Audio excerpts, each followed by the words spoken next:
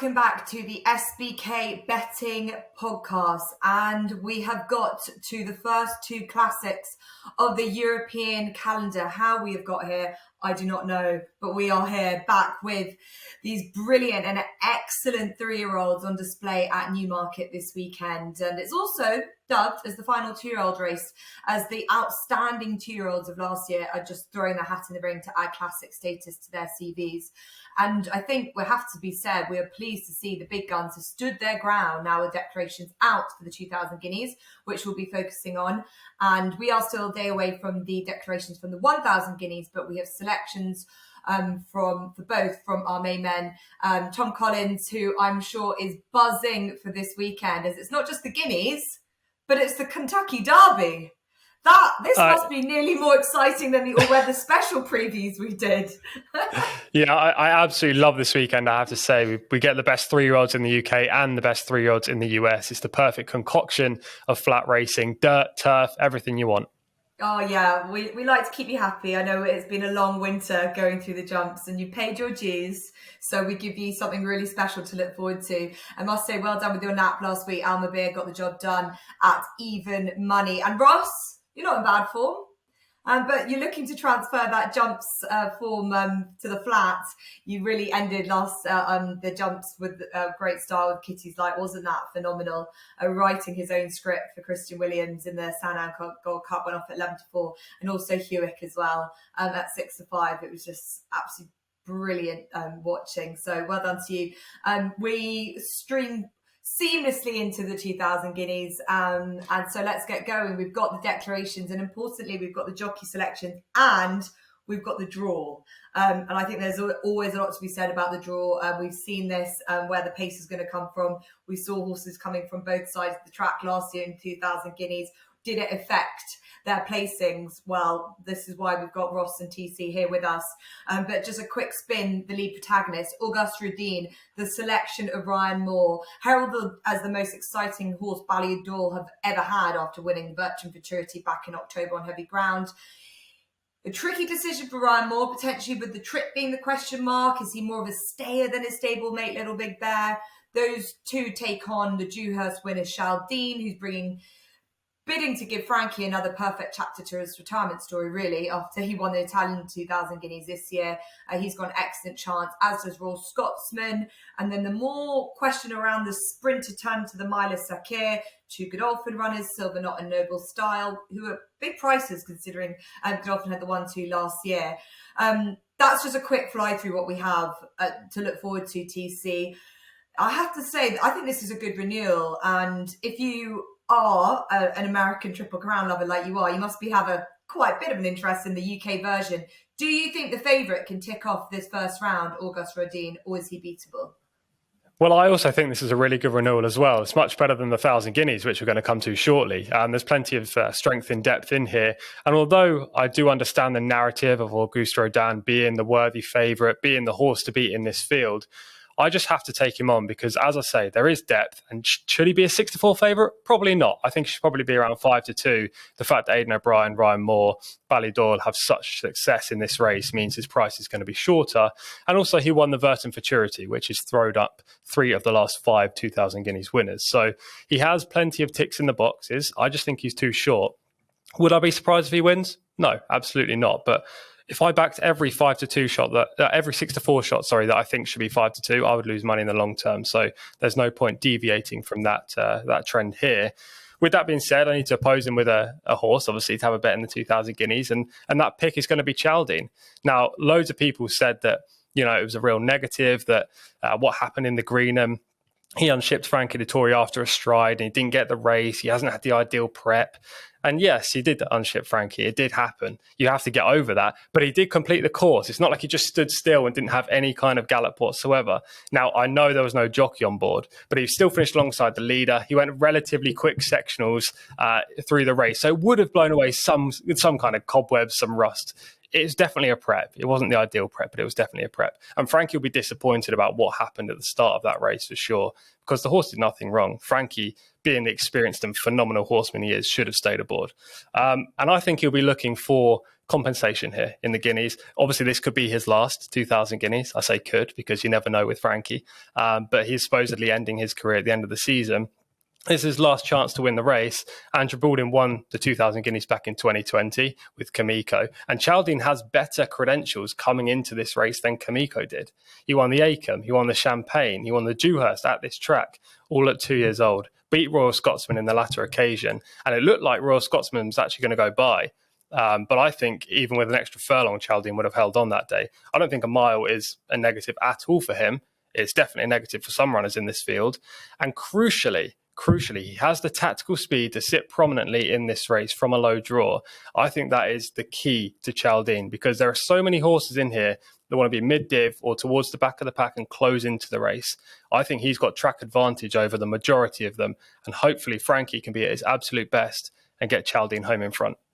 Okay, so much to unpick there, and there are a couple of things that I'm really keen to just to eke more out of you. Chaldine, he's got the course form at Newmarket, tick. But my big thing when it comes to this race, obviously we can go over pedigrees and horses can defy their pedigrees. So I don't get too carried away with that. But I just think the pace setup of this race, he's drawing stall 3.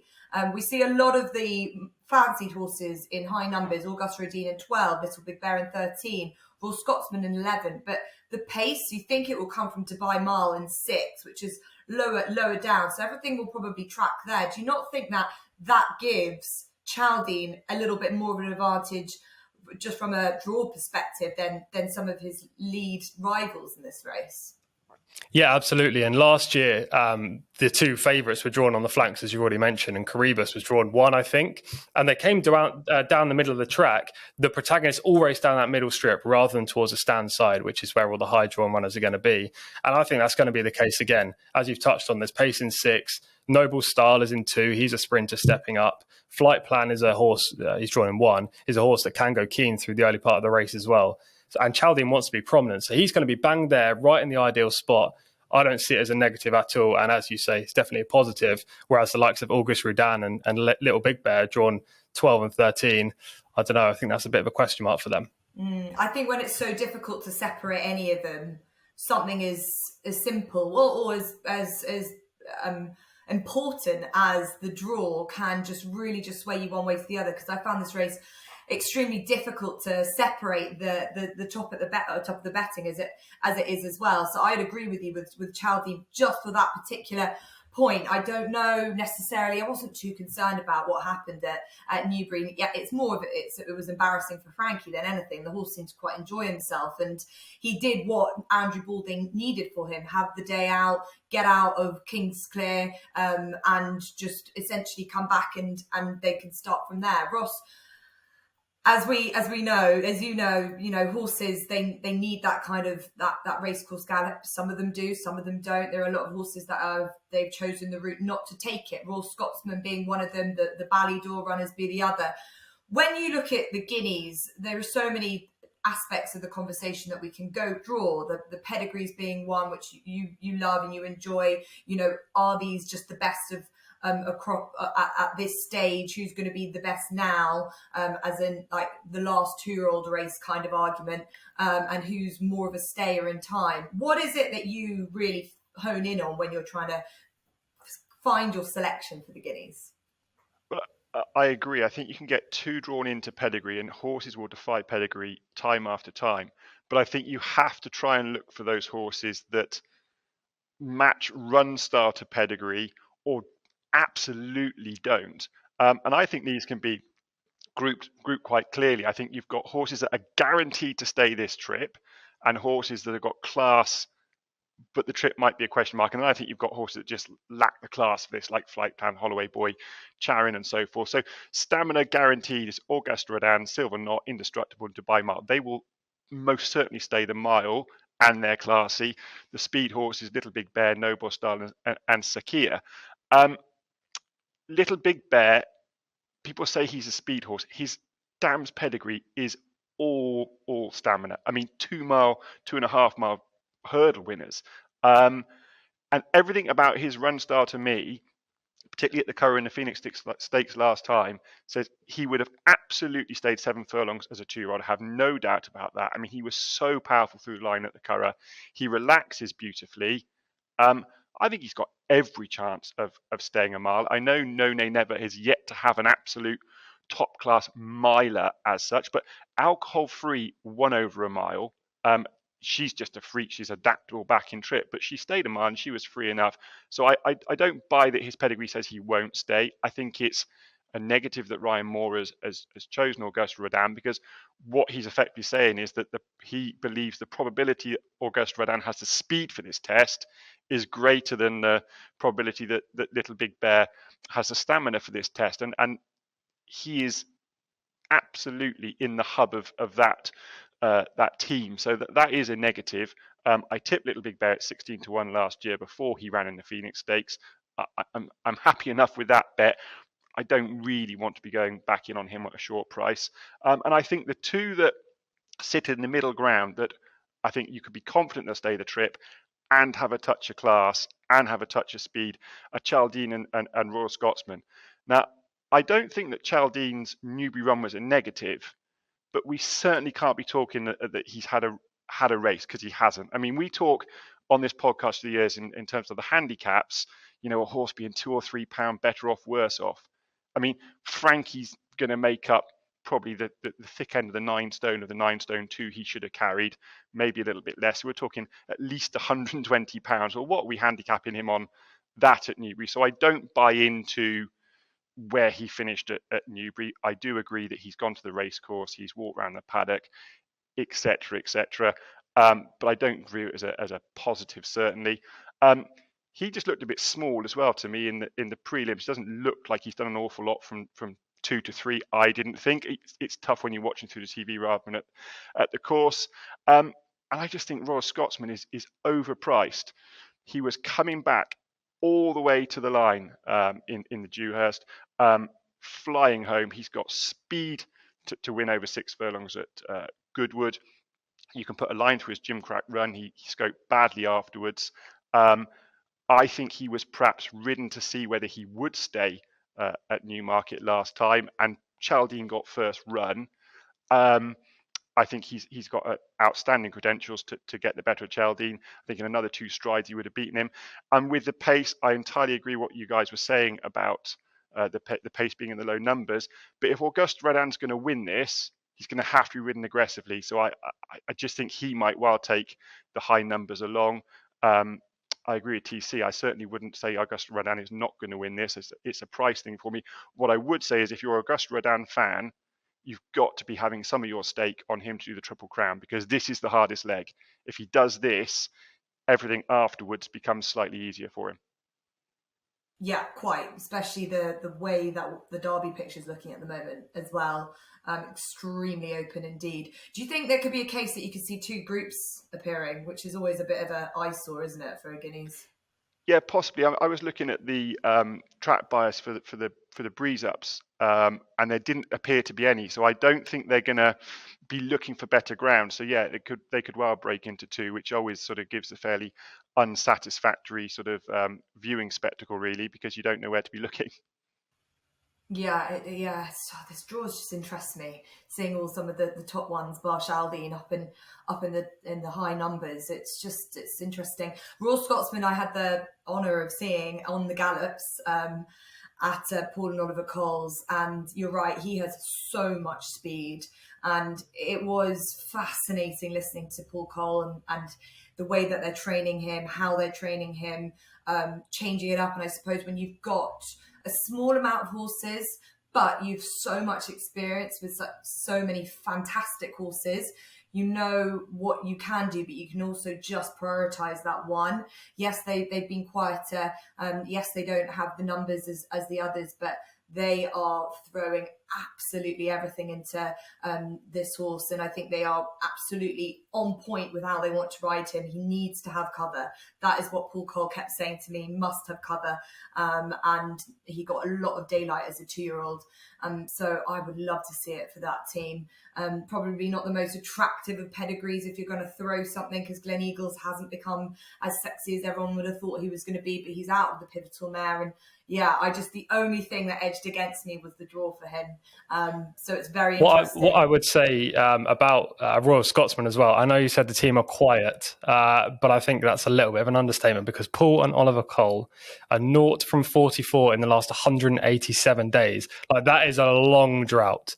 If Royal Scotsman does end that drought, then fair play, and that's fantastic. But that's a negative for me. Yeah, it is. They've had a few horses. I know at the Craven meeting they had a horse being placed. I just don't think they've had that many runners in general. But look, let's hope they buck that trend at least. We could sit going through the 2000 Guineas on its own for all the podcasts, which it definitely deserves, but the fillies do too. But just going to reiterate the selections. TC and myself, both with Chaldine at 11-2 as it stands, and Royal Scotsman for Ross is 8-1. Great race. Looking forward to this. And I think that we'll probably get the same going conditions as it's stating at the moment. It says good to firm. It could actually get more on the good side if the rain comes on Friday. But from where I've looked, there is so much rain coming on Saturday night, which will probably be music to the ears of Dermot Weld if it does come down, because he's not been massively secure about his decision around running his standout filly Tahira in the 1000 Guineas. She's been long time Antipode's favourite for this race, and she would be a real disappointment if she doesn't line up. And she's up against an old rival, Meditate, who she beat in the Moyglare, where she threw her name into the ring as an extremely talented filly. We've got Mama's Girl, who is the winner of the Nell Gwyn in the most sensational fashion only 18 days ago. Remarky, the other trial winner, she won the Fred Darling, and then you've got a whole host of others. It is a bigger race, a more of an open race. TC, you don't think it's as good a race. It will change massively if Tahira doesn't run and make it even more open. Do you think that Dermot Well's trying to pull the wool over our eyes? Because he said in podcasts I've listened to that she's not grown, she's not the best of workhorses, they're not sure if she's definitely going to run. What's wrong with her? Well, it's a slight concern, isn't it? Because you do like to hear these positive reports from the trainer or the stable. But I think Dermot's just, he's a stalwart of the division, isn't he? He knows what he's doing. He doesn't need to be this bullish guy with a massive ego. He knows his horses are going to turn up on the day. And look, I don't think it's a huge negative. It's just not a positive. To be honest, I don't think it's the best race at all. And if Tahira doesn't run, then I won't be having a bet. I'll just be watching because I really do think that Tahira is the only standout in this field.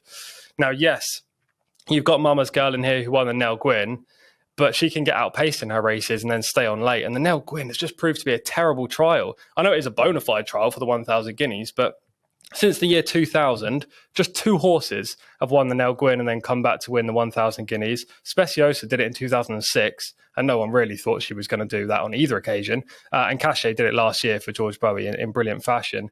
I think Mama's Girl has to improve a great deal. So do the likes of Dream of Love, Remarquee, who are high up in the market based on potential rather than what they've shown. I mean, generally, to win a 1000 Guineas, you need to run to a mark in the low 110s, and they haven't done that yet. So to back either of those, you have to take a leap of faith.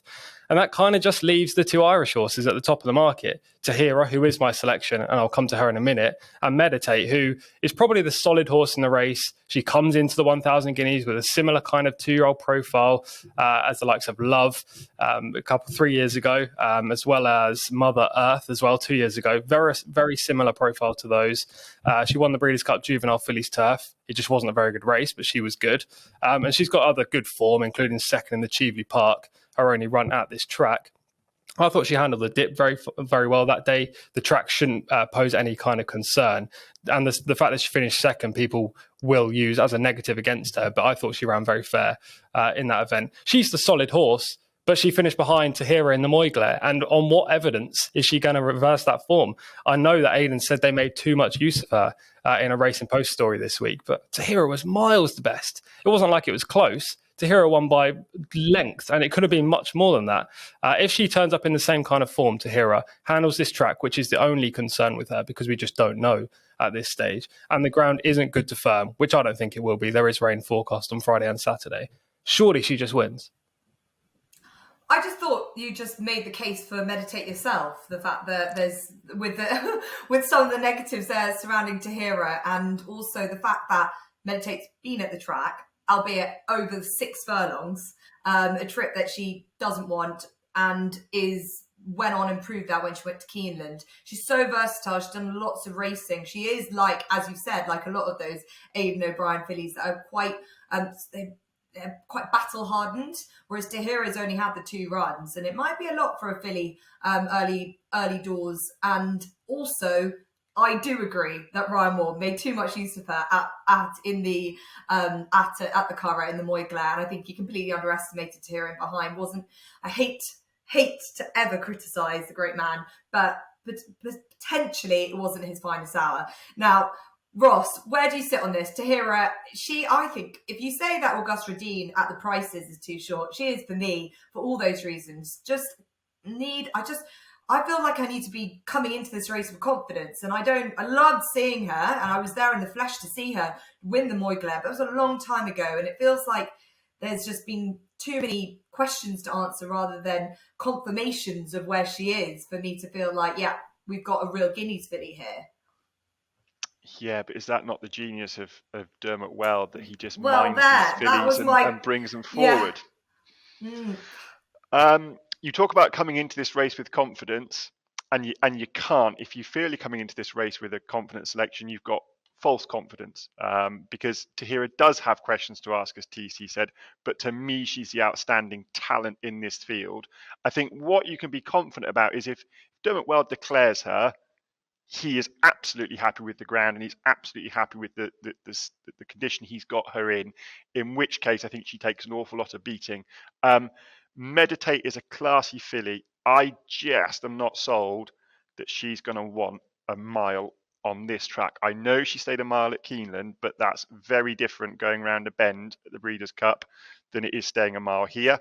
So I'd have a question mark with her. And then I agree with TC. The rest are just a muddling bunch, really. I mean, I think Dream of Love would be twice the price if she wasn't trained by Charlie Appleby. She's priced up on her potential and the brilliance of her trainer.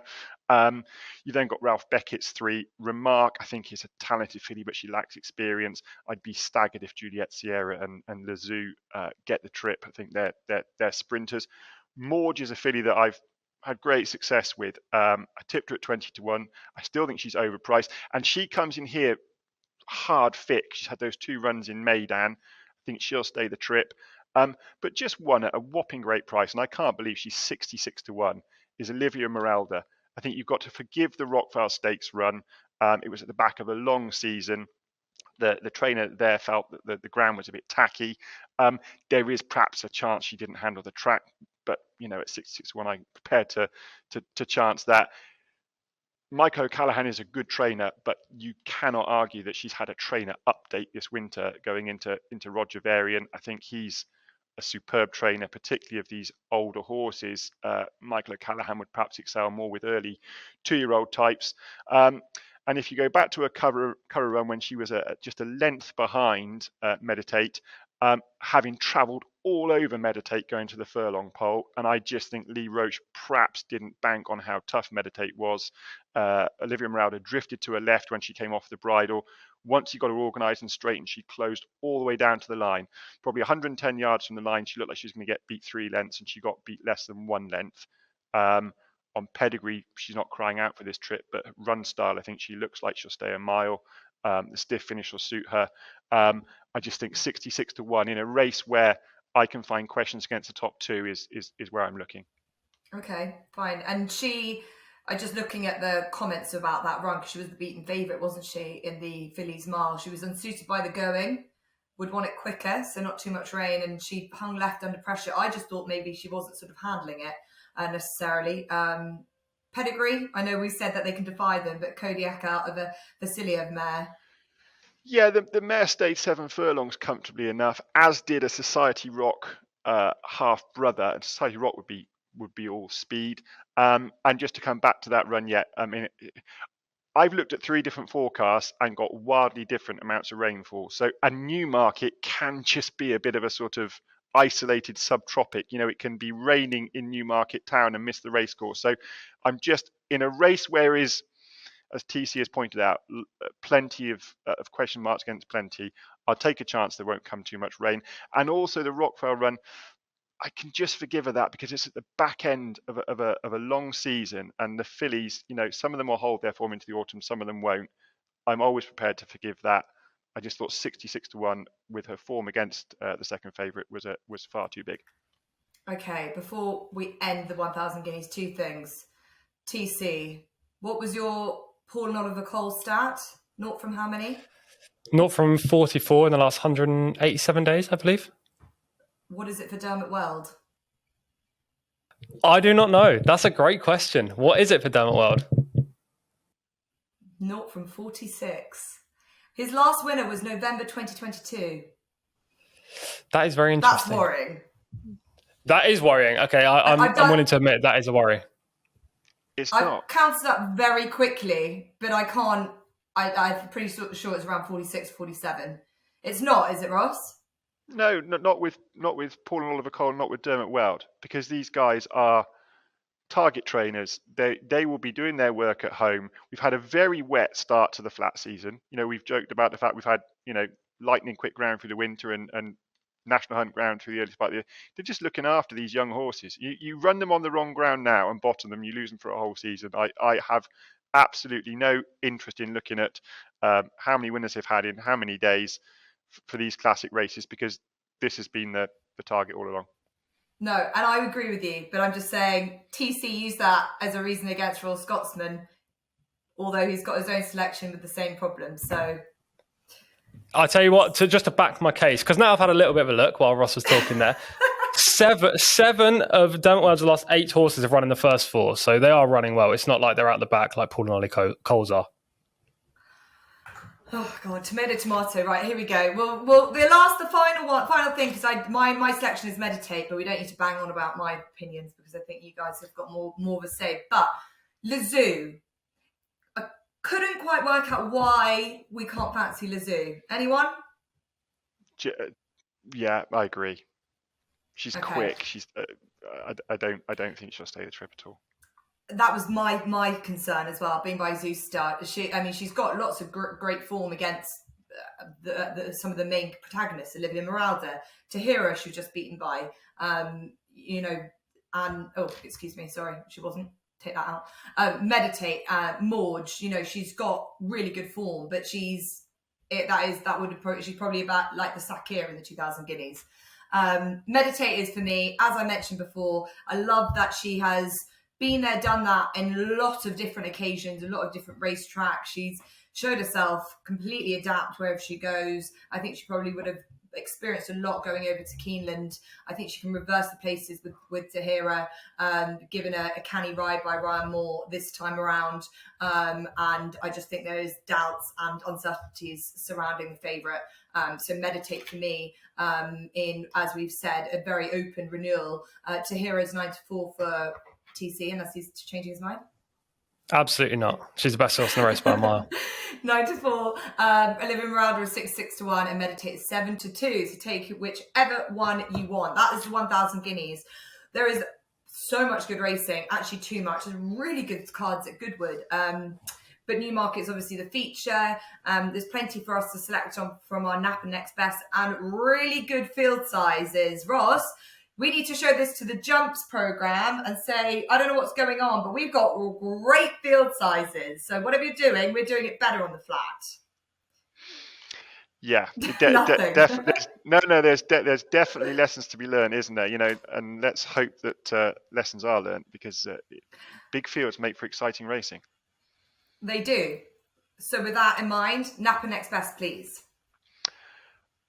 I'm going to stag you now. I've avoided what I thought was quite a nice card at Uttoxeter. I've gone to Memo, and I've got 2 from the flat. So the nap comes from Nace to 3:55, the Joseph O'Brien train, Caroline Street. She travelled all over Augusta Renan when they last met at the Curragh, and then just didn't quite pick up as he did. She sort of stayed on at the same pace. She gets a £3 allowance from her stablemate Lumiere Rock. There's an Aidan O'Brien trained one race, one winner, Diamonds Forever in there, who might take up a bit of the market, but she lacks experience, obviously. And I just think this trip looks like it's in range on her run style. She just looks a dour galloper. And I think she'll take all the beating in the 3:55. And then for the next best, I've come over to Goodwood, the 4:20, Rod Millman trained Safari Dream.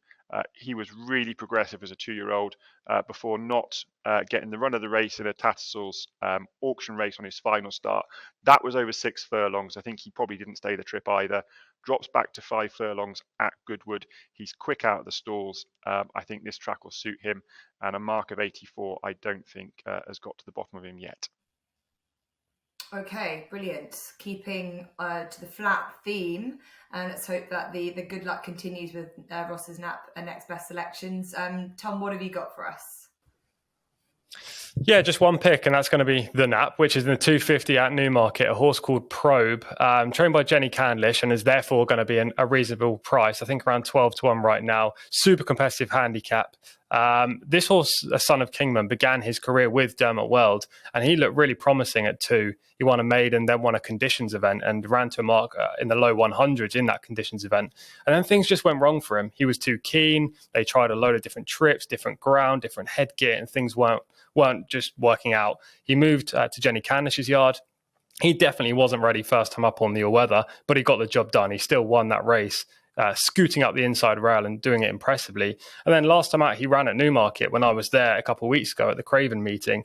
He was keen early in a smallish field, but he still powered through the race, and he looked like he was going to win before, unfortunately, being beaten by a Charlie Hills trainee late on.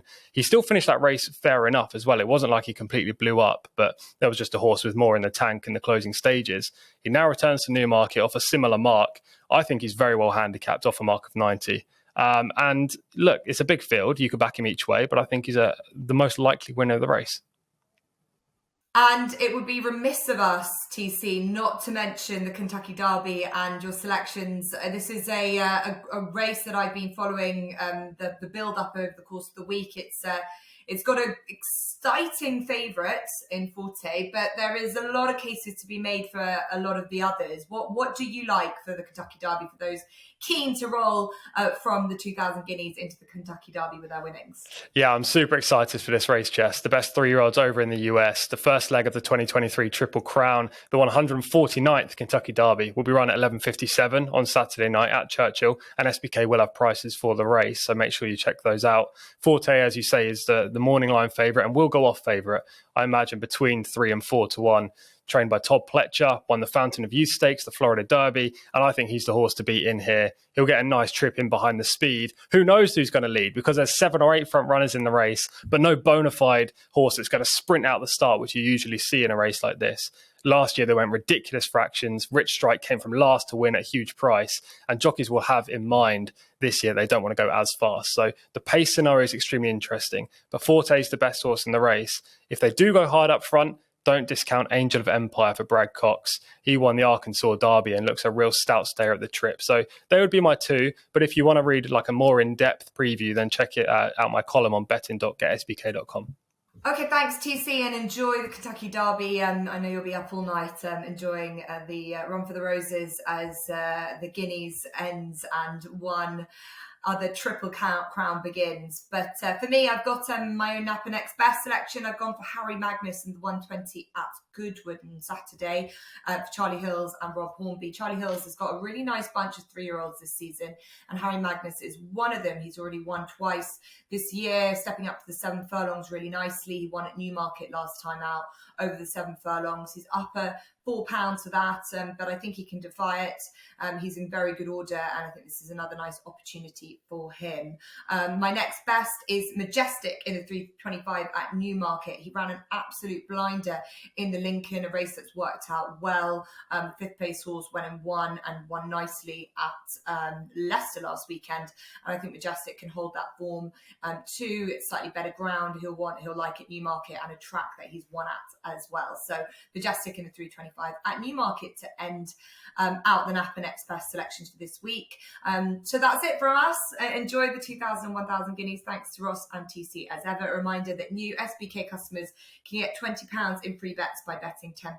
T's and C's always apply, and do subscribe to whatever podcast channel you listen to. Also, you can find us on YouTube, where there is plenty of other content, as well as SBK ambassador content from the likes of George Bowie, so make sure to check that out. Thanks for joining us, and we'll see you